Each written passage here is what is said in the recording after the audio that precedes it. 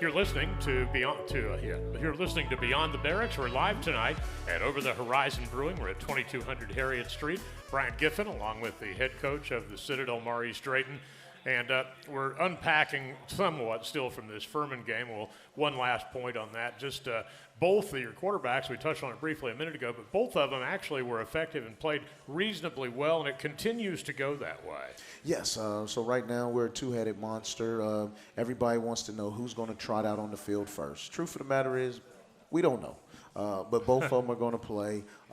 We don't look at it as a starter and a non-starter. We look at it as we have two quarterbacks, and that's what we have this year, and so we'll move forward that way. I've asked you this before, and I know that these things evolve play to play, but is it still kind of a gut feeling thing? Is it a situation in the game thing? Is it a hot hand thing, or maybe a combination of all as to, who gets the more reps in particular in a specific game here or there? Yeah, it's all of the above. And if we look at the totality of the reps on the whole season, they're about even. Yeah. Just knowing that going in, I think each quarterback is actually they're calmed by it. They don't have that pressure of, hey, I'm the starter. I got to hold this. I have to play outside of my means so I don't get benched, etc. There's a relaxation knowing that, hey, you know what? I know I'm gonna play. I know he's gonna play, and let's just go forward. This last game notwithstanding, the offense generally, ever since you got into the Chattanooga game, had been on a little bit of a roll, and obviously looked to get that momentum going back again. Yeah, we do. And speaking of that, like our rushing offense, we're averaging 212 yards per game, which is good for 12th in all of FCS, number one in the SoCon. So we want to definitely get back to that. I think I already talked about the passing yards per completion as well too. Right. So we're going to get back on track. We'll be rocking and rolling. But you know what? The guys across from us that we're playing against, they're on scholarship too. Right. And some of those guys are on payroll. Right. In a lot of cases, they are. That's right. That's right. That's really more of what it's become. Well, speaking of offense, we're going to talk some offense as Lamar Owens is here. Yes. And he'll bring his lab tools over here and cook something up with us in the next segment. You're listening to Beyond the Barracks. We're live tonight at Over the Horizon Brewing. We're at 2200 Harriet Street. We're right here by Rutledge and right here by 26. We're talking Citadel football till 7 o'clock. Brian Giffen, Maurice Drayton, back with more after this on the Citadel Bulldogs Radio Network. We want to finish drives. And early in the game, in the first quarter, we had 2 3-and-outs. In the first quarter, we only had 6 plays. So, as an offensive, you need to be better to help be that spark for the team and get us going. And unfortunately, we weren't able to get in rhythm early enough to battle back and kind of match Furman's, early points. It took us until halftime to really get in the flow and get some points on the board. Yeah, they did a pretty good job, seemingly, and we were talking about this during the commercial break. It seemed like, at least at some point early in the game, they kind of got right in the middle of your pitch sequence and the option. They defended it reasonably well early in the game and kind of threw it off a little bit. Am I wrong, or is that a wrong way to put it? Yeah, I don't really see it that way. I think we just didn't execute at the level that we needed to early on. In that first drive, we ran a counter play. And we just didn't fit it up exactly how I had it envisioned on first down. And then in the second down, we did something similar. So we ended up in 3rd and 10 or 3rd and 11. And I think we threw a screen for about 8. So it's 4th and 2, we punt. And then the next drive, we start out with a false start. So we're behind the chains, 1st and 15 on the second drive. And I think, we go 3 plays, and I believe we end up 4th and 4 or so, and we punt again. And, then we're down 6-0. And then, the next drive coming off of the goal line, we're backed up. We went 3-and-out, and then they kind of rough our punter, and we get another drive going. And I think that's when we missed JGB on the rail route, which would have been a big play for us. So, it was just early on, just a couple miscues, and it took us a while to get in rhythm. But overall, as far as the assignments went, I think our guys were there. I think the next step for us as an offense is starting fast consistently and also finishing each play. Finishing each play, playing at our highest level, but also outplaying our opponent. You always hear coaches use the phrase "on schedule," Yeah. and to be honest, I mean it's so vital. First down matters a lot. It Winning does. first down matters a lot. Yeah. Yes, it does. And, that's something that we talk about each week. First down, we want to be efficient. We want at least 4 yards on first down so we can get this thing to 2nd and 6 or less and have the opportunity to, get half the yards there. If it's 2nd and 6, we want to be 3rd and 3 or less. And that's our wheelhouse there. That's us being on schedule. And for us, we talk a lot about offensive efficiency. So on Saturday, we were not efficient enough on first down or 2nd down and definitely not 3rd down. And that's kind of, from an offensive standpoint, we didn't do enough to help the team, come out on top. Coach Drayton and I were talking about the two quarterbacks a couple minutes ago. I'd like to get your thoughts on both. Both of them generally have played very well. They fit in very well together in this scheme that you guys have run, and both of them have excelled generally as you've opened this up more and gone, a little bit more triple. What are your thoughts on both those guys and how they performed, especially here of late, as they've kind of gotten into a flow of playing together and being out there in these games? Yeah, no, I'm blessed, and we are blessed as a team that we have both quarterbacks, and they've been a pleasure to coach. Coach Skirker does a great job with them, and I'm right there with them, with the quarterbacks, with Coach Skirker, kind of building the plan together. Those two guys, from the moment that Quentin stepped on campus, Kobe and Quentin have been together, and it's been no riff. It's been no issues. I know some people have asked me, how do they manage that? And I just think they're both competitors, but they're both leaders in their own way, and they're both really good athletes that can throw the ball well, and they're processing what we want to do on offense, and they're executing at a high level. And I believe that, not only are those two good together, it's really great that our offensive unit have complete trust in both of those guys as well. And I think you've seen that as we've gone week over week, how it seems like the units have been getting stronger. And I just think that just comes from the reps of what we're doing, but also just the increased trust each week of everybody doing their job. All right, Coach Drayton was telling us a few minutes ago about you in the lab cooking up these pass plays, and, of course, you had the two 46-yard touchdown plays. Go back and talk about each of those for us. They're almost identical, same in terms of the same receiver anyway, same distance, all that. Yeah, I work for a guy named Paul Johnson, who's Hall of Fame in many different avenues, and right. As we build our game plan, we're going to have some carryover of things that we're going to do week to week, but we're going to also have some things that are wrinkles. And for us, we want to just keep building. We want to keep showing different sets, give guys multitudes of looks on the defensive front, and then we're going to kind of just tweak it week by week. So against Western Carolina, we ran kind of the polecat half line formation, right. and we popped it to Bo. And then the next week we just came back and did a similar formation, but we threw it. So, I think that's the beauty of football. I mean, that's the beauty of just strategizing and trying to set things up and have plays that build off one another. I love the polecat thing. I mean, so creatively, where do you come up with that? And obviously, a big part of that is confusion. You're creating confusion when you do that, and then obviously looking to capitalize on it, correct? Yeah, and actually that's one thing Coach Drayton talks to us about a lot on offense is, he gives his perspective from being a defensive coach and a defensive player, and, he sees what we're doing, and he also throws his input on there on things that could also put more stress on the defense. And so we take all the input, especially early in the week. As we get later in the week, we try to quiet the noise around us as an offensive staff, so we can really get locked in on what we're going to actually call in the game. But actually, Coach Guard, our offensive line coach, he's actually, he kind of came with the idea earlier in the spring, a version of it, and we've just kept building off of it. And who knows where it goes next? Right.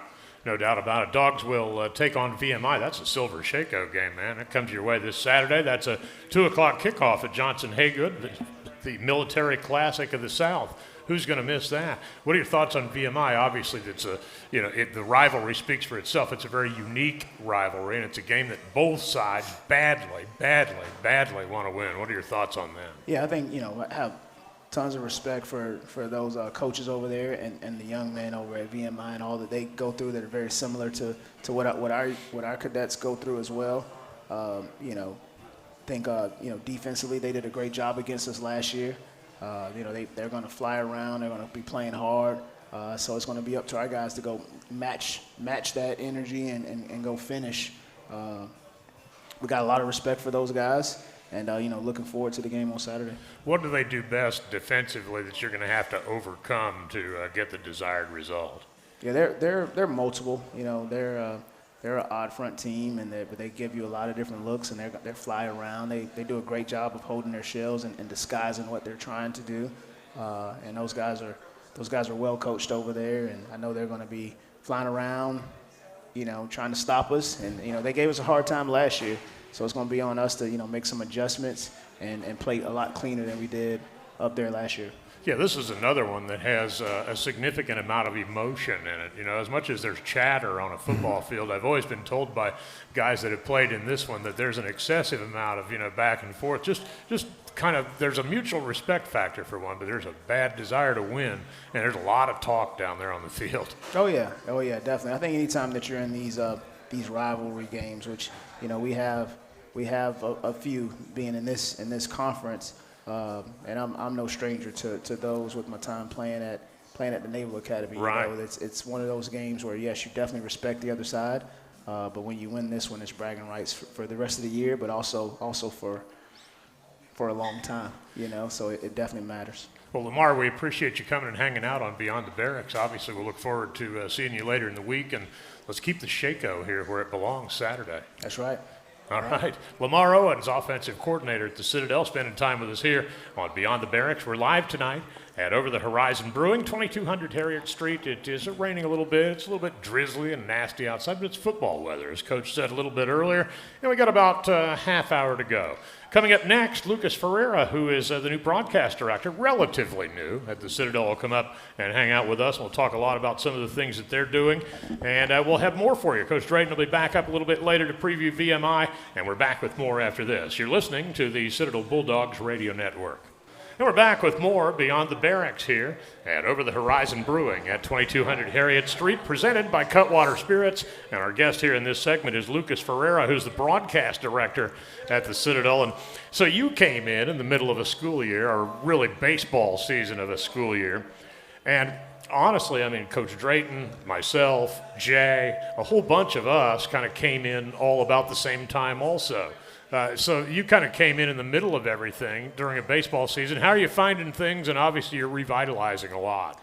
I think year two, I'm in much better shape. I don't think it got easier. I just think I figured everything out more in advance. So you kind of know what you come to expect in an industry and in a job where everything's going to go wrong. Like Murphy's Law exists in every sense of the way, and it's guaranteed. And you kind of at times set up to fail. With some of the obstacles and things of that nature. So I think the experience and knowing where those, the ugly head is going to be reared, where you can kind of navigate that has been certainly better. One of the things that you have to do fairly quickly when you move to a new situation in the role you're in, whatever facility you're working in, you've got to learn the AV infrastructure of that facility, if you will. You got to kind of know where the bones are buried as far as cables and one thing or the other, and what's where and what pair goes where and stuff like that. How much of that kind of stuff did you A, have to replace, and B, how long did it take you learning curve-wise to get all the venues down at the Citadel? Well, the thing is that when I came in with just baseball season, it was tough because I didn't know what I didn't know, and baseball's a separate setup from what we do for every other sport at the Citadel. So I really didn't know what I didn't know when it came to football season, so I kind of got in the air for soccer and survived, and then football hit, and that South Carolina State game is probably the worst day of my young career. I've never had a worse situation than the South Carolina State game. So from that first year, it was kind of trying to, I spent, I think, every night before football till 2 a.m. or later, worse, trying to get ready for those games. So I ripped it entirely apart this summer and just re-coordinate everything. I wanted to know what was going where and identify certain things so that what we do is when anything goes wrong, you want to be able to quickly and accurately identify the problem and fix it when you can, as long as it's not too big of an issue. So completely redid everything this summer, and most people were taking their summers off, and the office hours are a little bit lighter. I was spending a lot of time up there and just sweating it out and ripping every cable out that I could. one of the things that people don't necessarily think about when they go to a stadium is, a stadium is there for games, an arena, whatever it is, but there's really, internally, there's a full broadcast facility in a lot of different realms, too. You've got to be equipped to handle TV, radio, all these different things. So you've got a lot of connections. You've got a lot of things like just dry pairs that are routed from one place to another and stuff like that. I mean, I'll give you for instance, they're moving us. Radio will be back upstairs at McAllister. So at some point, those will have to be active. You know what I mean? There's just a lot of internal stuff that happens to pull everything off, basically. And I think what people don't realize, too, is that at our level is that all that's going on. And a lot of the bigger schools, SEC, ACC, they have engineers in charge. Right, and they have right. Video 1, Video 2 engineer, audio engineers, and people that are strictly there not to operate the equipment, but to know the inner workings of the cabling in between. They're testing, they're going. If something breaks, they have someone on standby that is getting paid handsomely to just fix an issue if it arises. They have enough funding to make sure that stuff doesn't break as it is, but you have set day. You test on set day. We don't have that. Sometimes it's 3 games in 3 days, and you're just rolling what you got, and you're keeping your fingers crossed that it is going to work. So when you look at an entire stadium from the size of Johnson Haygood, and to think about like all of what's going into it, I went from troubleshooting a fiber connection to audio to different internet connections. We've lost power mid-broadcast. I mean, you name it, it's happened, and Murphy's Law has taken place of having to identify that from an individual perspective. You're wearing a lot of hats. Right. No question. It's part of the role. And, so you came here from the Northeast. You're really a guy from the Northeast. For one, I guess you're used to days like this in the fall. But, no, I'm kidding. But you got to like the winters around here, at least, a whole lot more. I did bring the snow, though, this past year. Yeah. It did snow down here. And for each inch of snow we had a day off from work, which I thought was incredibly funny, considering that most people would have had their Dunkin' coffee and been doing donuts in parking lots with that 4-inch dusting. I mean, most of the time when it would snow like that up north, it'd be plowed by the time you got up and you'd be going to school. Yeah, right. On time. I mean, it's funny, even in Atlanta, I'd hear this stuff about, they'd close school even if they were like talking about snow was coming day after tomorrow. And it's like, so then you'd get it and it'd be like 1.5 inches dusting. And it's like they wouldn't even delay school for this where I came here from. Well, so I follow you on social, and obviously between that and being around the facilities, I know that you have made and kind of spearheaded a lot of technical improvements, upgrades, innovations, things like that. Talk about some of those. Well, one of the bigger things was getting like announcer talk back, which I'm sure that you in radio and understanding the importance of being able to talk to the producer outside of just being live to the world. Before at baseball, when they were going live back to an inning, they would bang on the wall. They would just thump as hard as they could on the wall, be like, "Hey, it's coming to you," and you try to time it up right. Which was kind of just a disaster. So I at first it was walkie-talkie earpieces, then it was actually developing a system that would work within an audio board, and then getting the proper equipment this year for each sport. So a lot of it being more IP-based or internet-based equipment, as opposed to just the fiber, being able to use the fiber to our advantage in the sense of getting a bigger network. We've defined more networks and things of that nature with, we're limited a lot in budget and what we can do. Sure. Money-wise, we're behind there. We don't have backup equipment. We're limited in what we do have. But in some of the things that we were able to acquire and purchase, it's made a huge difference this year. You rely a lot on cadets to help with various aspects of all the things you guys do. Can you talk a little about them and what some of the roles that they fill? Yeah, I mean, we use a lot of freelancers, but a lot of cadets too. And I had an intern last year. Keenan Butler was a great kid. I think he got into Seton Hall Law, so super smart kid with interest in sports and just available. I mean, the availability thing's the biggest thing, because like being hemmed in budget in terms of equipment, it's the same thing with freelancers and people. So it's just the strength in community and the people that they're there, and the availability with some of those kids. Some of the cadets at times, it's more or less like, hey, I'm on orders, so I'm not going to get in trouble for my commanding officer from there. But when you do find some that are really bought into it, and there's a couple that I've worked with, one that was looking for a letter of rec to work for PBR, really nice kid, and I'd be glad to give it to him. Just the ones that do have the interest and are showing up to genuinely help you are great to be around. And the same for the freelancers, too. A lot of them, I know they're not getting paid enough to be around, but it's something that they're interested in. They're interested in working for sports, and they like showing up for me, and eternally thankful for it. Right. I mean, and honestly, look, in this business, I mean, at some point or the other, you got to be willing to do whatever level of intern stuff. You got to be able to really work your way in and earn your way in. There's a lot of dues paying that kind of happens that way. But we're speaking with Lucas Ferreira, who is, of course, the broadcast director at the Citadel, joined the Citadel. So you're about a year and a half in now, aren't you? This is my second full year, so coming up on like 2.5 years. So was it baseball 24, and then the first full year being 2024, now 25 to 26. So, which I think my third game that I worked here was South Carolina baseball, which was quite the introduction to what Southern sports can be. Because up north of baseball, I mean, in March, people are still in jackets, and stadiums are empty up there.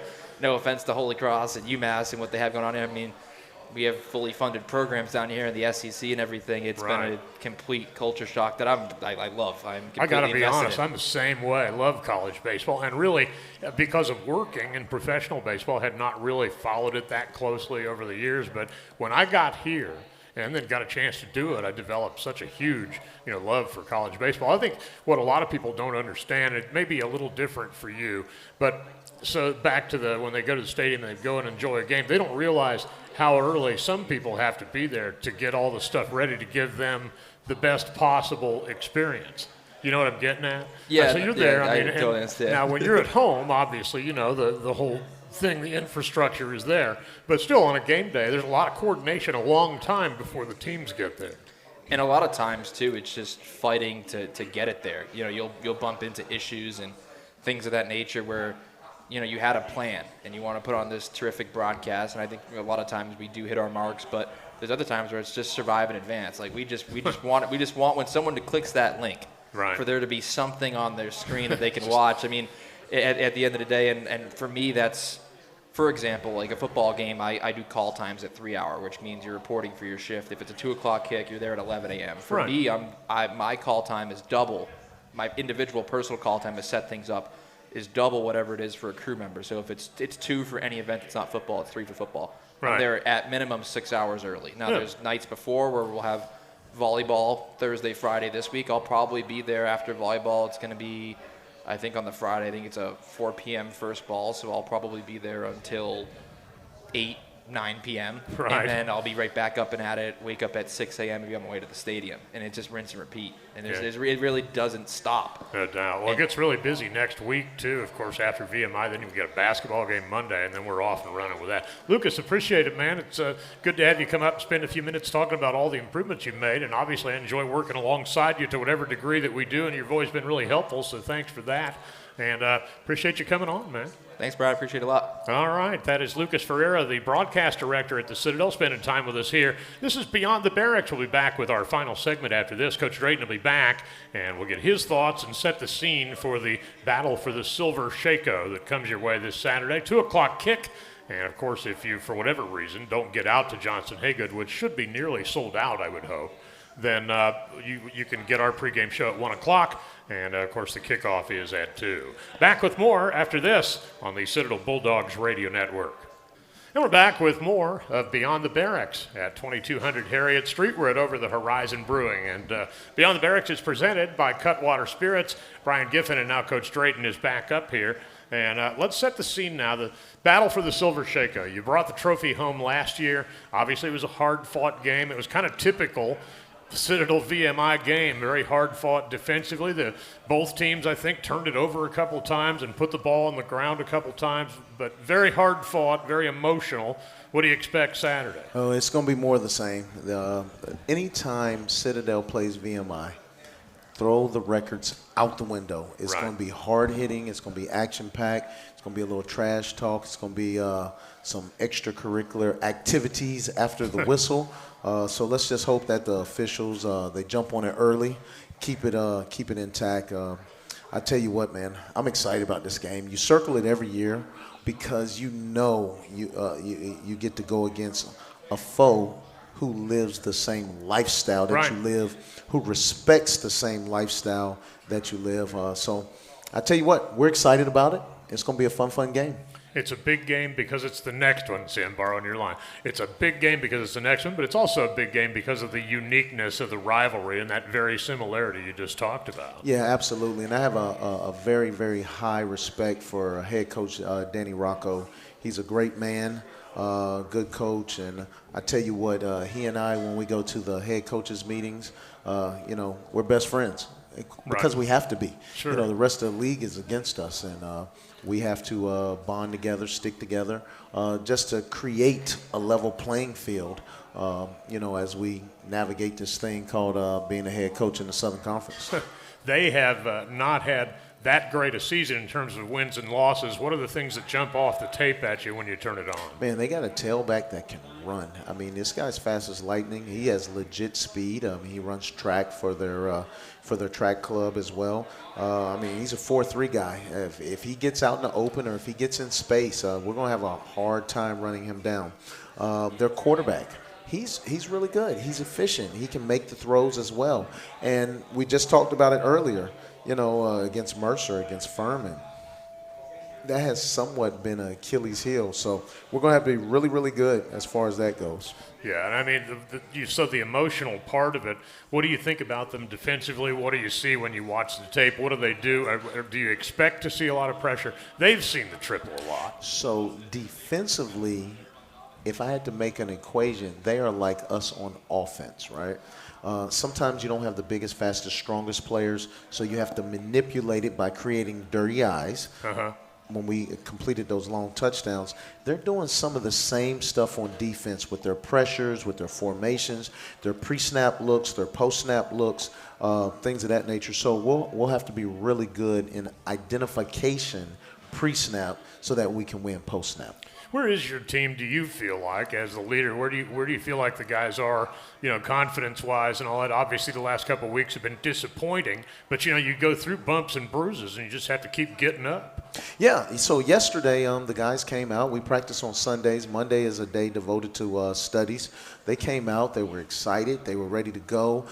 They reacted the way you would want, right? So they're ready for this week. It doesn't matter when we play VMI. Our guys will be ready. They're going to get up for the game. What I do, one thing I do every week, I give a history, right? Some trivia of our opponent, right? Did you know that VMI's mascot is named Mo? I did not. Yes. Isn't it a kangaroo? It's a kangaroo. Okay. And they had a live kangaroo in 1947. Okay. Now they just have a costume. They used to have a live one, though. Really? Yeah. Mm-hmm. Now, you see in some of those movies where they go kidnap, like, the goat and stuff like nobody ever went and snatched up the kangaroo, did they? Well, let me tell you, man, there are some good stories. It was Citadel Furman as well as Citadel VMI where you would send a recon unit. You would go up north, and you would create a little mischief on their campus. I don't know that we do that anymore, but we do have a torpedo that's on our campus that's facing towards VMI. That's interesting. Go up there and create a little mischief. I love that. So the military classic of the South, the length and breadth of the rivalry, all that stuff, it always brings out a lot of emotion. How do you make sure that the energy translates to sharper execution instead of penalties, instead of, you know what I mean, the No, combat I know exactly penalties. what you mean. And I believe that's what actually hurt us in the Furman game. Each year, each group is a little different, but we're going to try it one more time, and I have to be really good with my balancing act on how much I give on VMI and the rivalry with this 2025 team so that we don't make it bigger than what it is and then we play cautious. We are a very, very good football team when we play fast and free. Our leader just walked in the building, Art Chase. Oh, there he is. There he is. So go ahead. Yeah. Continue. So back to the trivia, right? Right. There's one of 6 senior military colleges in the country. You want to take a stab at it? Well, yeah, okay. I see, VMI. Yep, definitely VMI, Yeah. 1839. Citadel, right. Citadel, 1842. Yeah.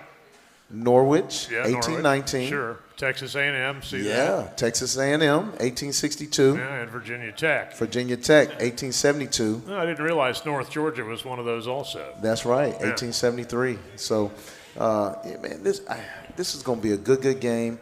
Come out, come support the Bulldogs. Speaking to the Charleston natives, the locals, come out. Be a part of this. This is a good tradition, a good rivalry, and we can't wait to get on that gridiron. Yeah, no doubt about it. If you had to assign a couple keys, now I know you want a fast start, I know you want to win the middle eight, but if you had to assign a couple keys, areas where you got to be better this week, I mean, then maybe the last couple, what would that be? I'm so glad you asked that because this will be a point of emphasis tomorrow. We have to control our emotions. Right? Because it's going to be heightened. There's going to be that trash talk that we talked about and, extracurricular activities. We have to control our emotions. In addition to that, we have to win on third down, offensively and defensively. And then, last but not least, when we have ebbs and flows in the game, right? Don't get too high, don't get too low. Just trust in the process that got us here. So a couple of memories, anything stand out back to your playing days over the years, the Citadel versus VMI, anything that in particular that comes back to you, great memories from games, plays you made, stuff like that? Yeah, it's a lot, but it really is, and it goes both ways. When I think of VMI greats, I think of this guy named Thomas Haskins. He may have had 1,000 yards against the Citadel himself. Now, they did not always win, but he was a special running back for those guys. I love going on their campus. I love, walking their campus, going into their battalion, seeing their barracks. It's just a special place. But we are a special place, too. So when the two communities collide, it makes for a very fun evening. I know that a lot of their alums are heavily invested in this game. On both sides. If you're talking about alumni engagement, there's probably more alumni engagement on both sides for this game than any other on each team's schedule. Wouldn't you agree? Yeah, I totally agree. And the alumni engagement is not just locally, it's not regionally, it's worldwide. I have alums who are stationed in places in the world that you don't even know the name of, but they send an email, go Dogs, or they send an email, go get them, coach. So, I mean, this is big rivalry. I don't feel pressure. Pressure's personal, but I do know that our brass at our university, they want this game. And it's circled on their calendar as well. That post-game celebration where that Shako is presented is a big deal, too. There's a lot of emotion. That's another unique experience that's been part of this the 2 years that I've gotten to do it. Yes, absolutely. So the Shako right now is at the trophy shop. It's getting shined up. They're putting the most recent tag on it. Hopefully I get it back in enough time. I want to take it to each barracks and put it in the barracks, let our cadets see it, and say, hey, this is what we're fighting for. We need you cheering in the stands. And we will go through all the barracks and make sure that they get to touch it, feel it, rub it, and say, hey, bring this thing back to Charleston. Well, as always, want to say thanks. We will get together, of course, later in the week and catch up for pregame pieces and all of that stuff. But the Citadel takes on VMI. It's the annual military classic, military classic of the South. Silver Shako is on the line. Dogs got it last year, and they look to hold on to it. In case you can't make it out to Johnson-Hagood, join us on radio. We'll be on with pregame coverage at 1 o'clock right here on 102.1 The City, and, of course, the rest of the Citadel Bulldogs radio network. And then kickoff between the Dogs and VMI follows at 2 o'clock. And, of course, I get to hang out with the Hall of Famer, Lee Glaze, for 3 hours. Oh, yeah. And we'll tell you that story. Coach, thanks as always.